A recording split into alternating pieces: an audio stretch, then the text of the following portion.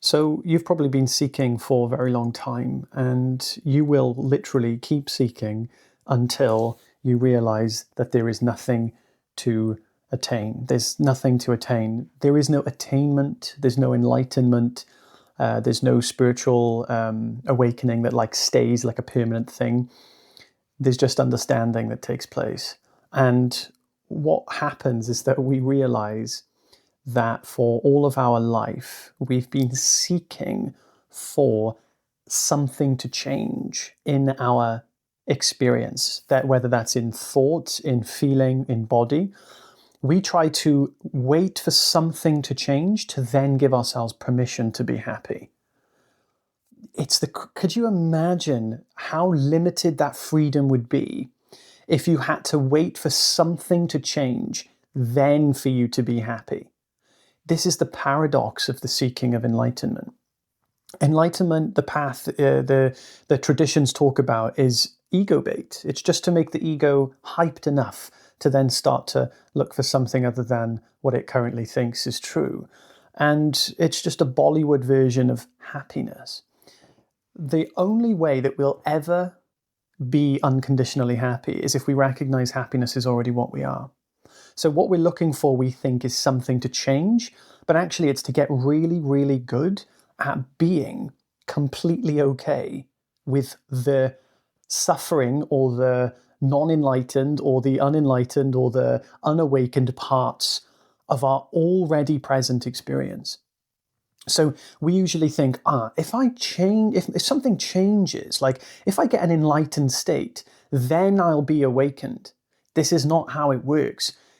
I would suggest 90% of the people that I've spoke to over the past 2 years, and that's almost 1,000 people now, and so this probably is a general consensus is what I'm trying to say, most of them have actually already recognized what they are. They kind of already seen that. They've already had a glimpse of an awakening, or they just intuitively just have unraveled it naturally.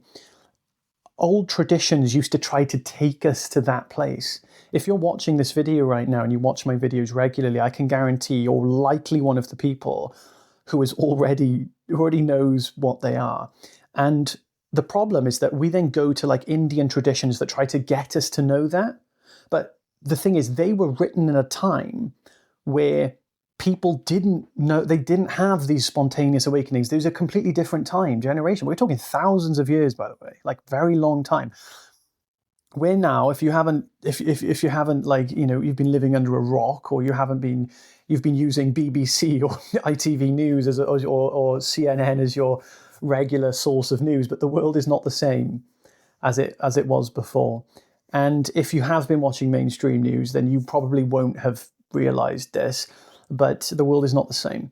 And people are waking up just spontaneously. I mean, take my experiences, take other people's experiences that are around my age, take around people younger, and even people now who are older. It doesn't depend on age. It just depends on the time of the era, right? It doesn't matter about age and who you are, what you are as a body mind.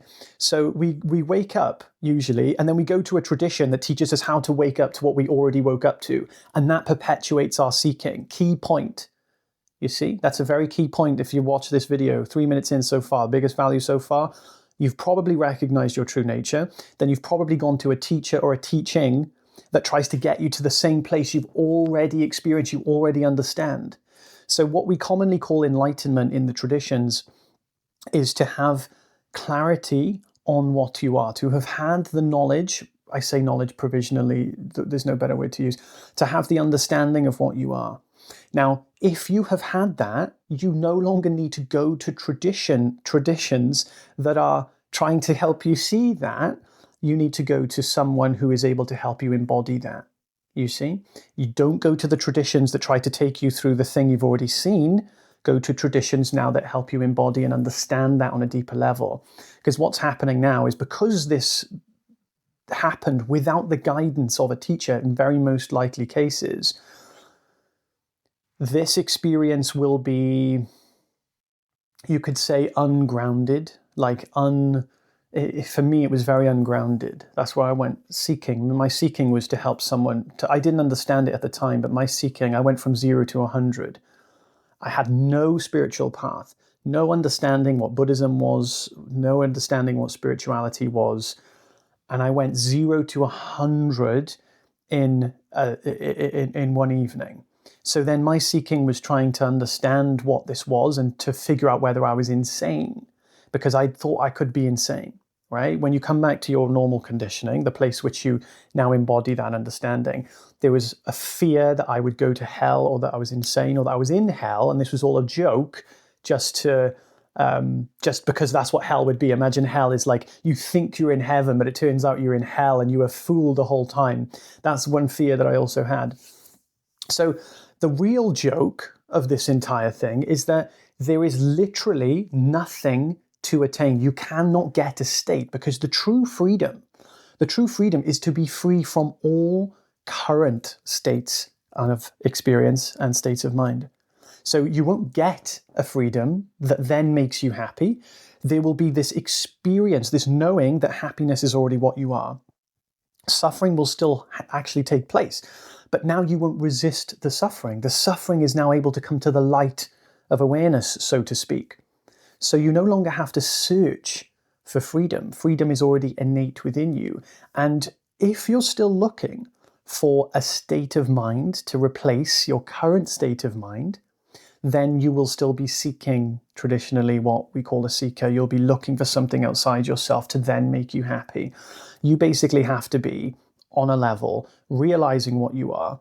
Then what happens is you realize happiness is the nature of what you are. Your natural condition is all embracive forgiveness. It gives all things the freedom to be completely as they are before they even have come into existence, so to speak, which means that what you are is an all welcoming.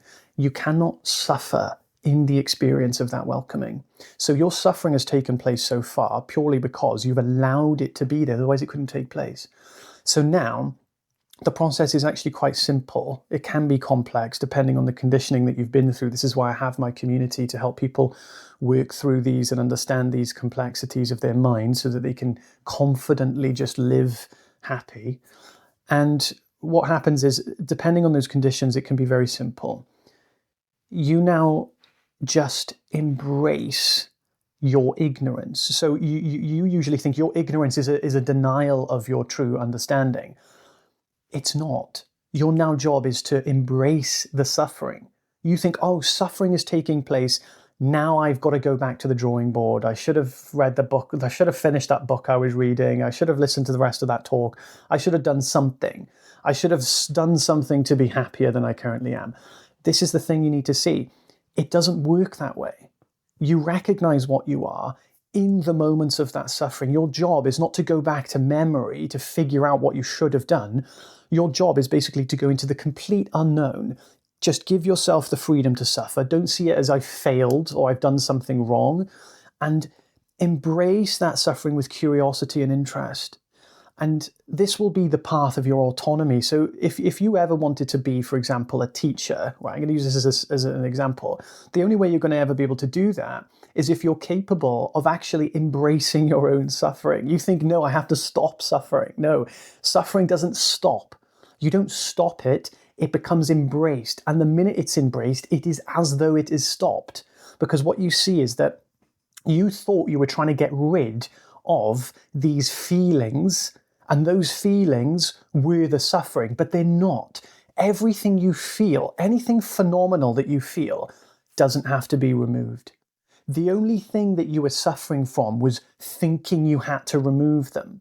So now you don't need to remove them, because you're not on a path to get more enlightened. You're now just enlightened and enlightening the things you thought you had to get rid of.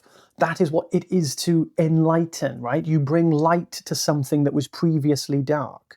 So now start giving light to what was previously endarkened. You see, you have always been enlightened, right? It's your natural condition. The you that was and is enlightened is the same being everybody else shares. There's no such thing as darkness. You see, there's just places the light is yet to see. But even those places are light. This is the thing. This is the paradox of it. So there's nothing to attain. This whole thing, I don't even understand But all I know is that there's no enlightenment. You're already enlightened. You're already in that place. So instead of being darkness, this fleeting darkness looking for the light, be the light that explores the darkness. So in these moments of suffering, you don't go back to the drawing board. You haven't failed. Now it's your time to actually explore your experience with curiosity and wonder. This is what allows you to see things differently, not to try and remove it. You have to go into it. You have to be interested in it. If you're not interested in it, then it's probably because you're resisting. You want to get rid of it. You see? So the joke is very simple. There is no, the whole thing. It comes back to square one.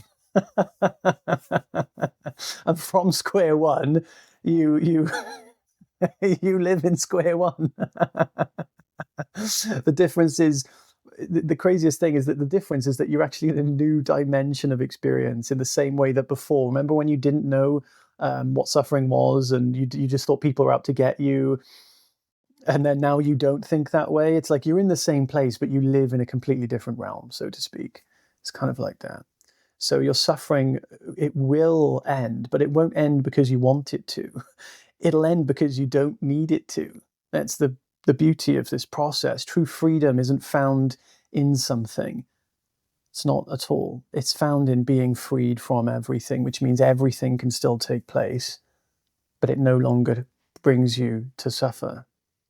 I have a community. We talk about this every single week. I do free calls where I can help you out if you feel like you want to explore that. Aside from that, subscribe if you enjoy. See you soon. Take care.